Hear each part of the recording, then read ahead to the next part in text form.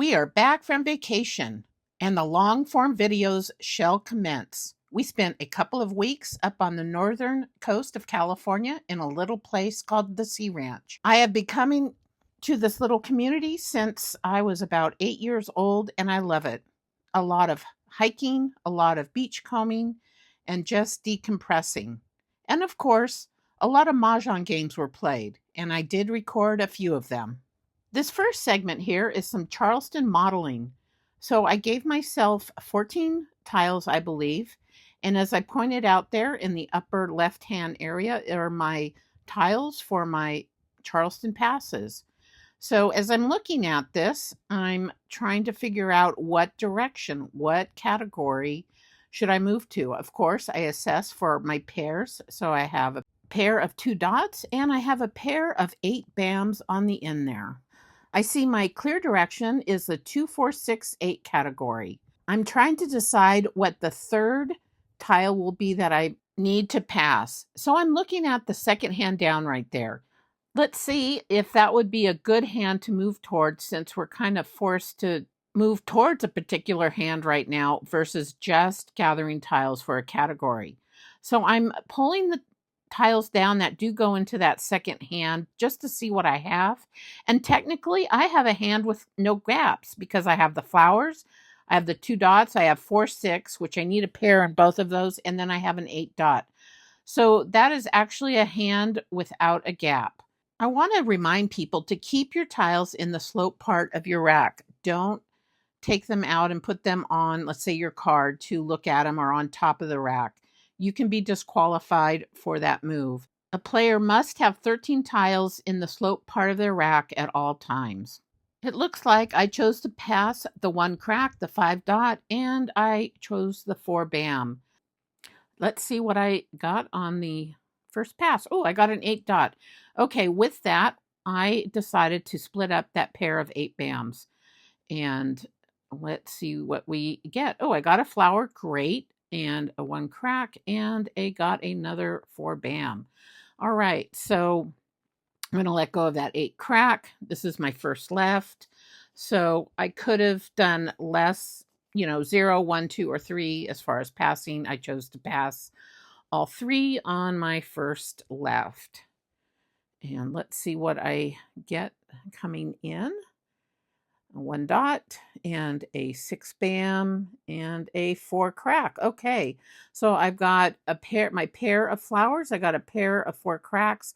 I need a pair of 6 cracks. I can use jokers to fill out the Kong of 2 dots and the Kong of 8 dots. Okay, and I got a west and another 8 BAM and another 1 dot. So none of those tiles helped my hand. And we're doing the over. And let's see what we get here. A 4 dot. All right. South and a 6 BAM. I'm going to go ahead and let those go. And this is my last right. So I got an 8 BAM, a 2 BAM, and a red dragon. So those on the right-hand side are my discards.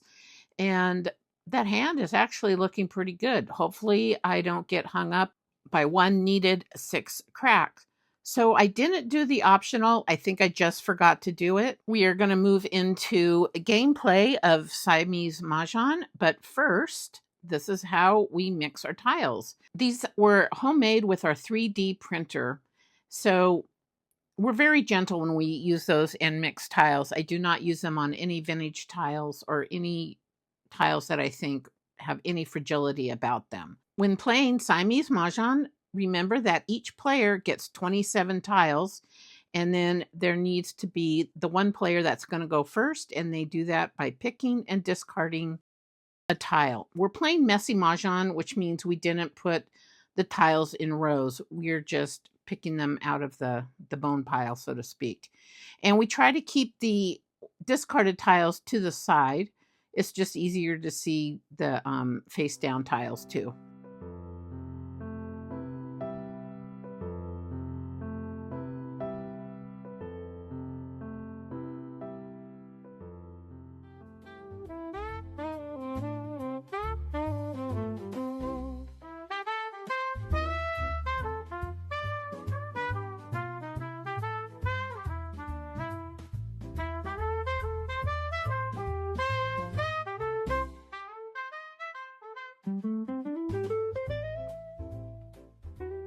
Well, it looks like my top hand, as well as the bottom hand, can easily move towards a consecutive run category.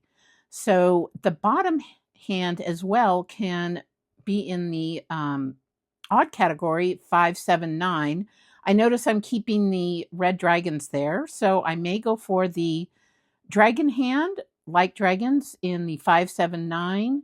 I have a hand with no gaps there. I can use the flowers up there on top, and it looks like that is what I'm doing. I have my pung of flowers, and I am taking out the extra 5 crack that I don't need, and I don't need the extra 6 crack or the 8 crack. So in that hand, it's pung, pair, pair, pung, and then kong, and I'm doing the like dragons. So the red dragons go with the cracks.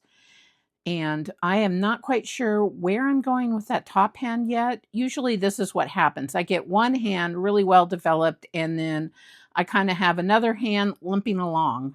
With that said, I have a lot of possibilities with that top hand because of the consecutive run and the tiles that are in multiples.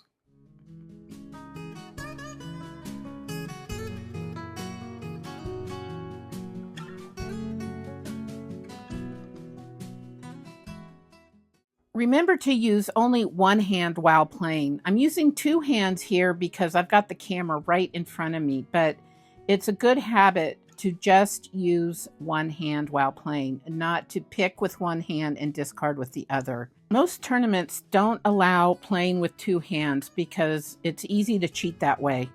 So getting in the habit of using one hand is best practices.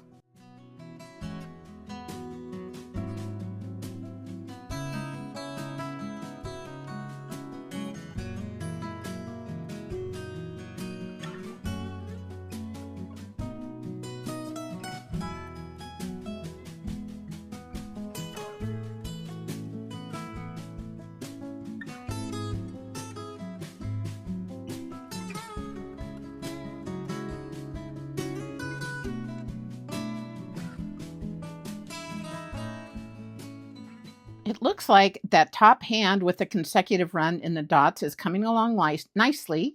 I kept that dragon soap just in case I had a dragon hand come in, but I'm letting that go. I don't like to discard soap tiles at the end because they're used as numbers as well.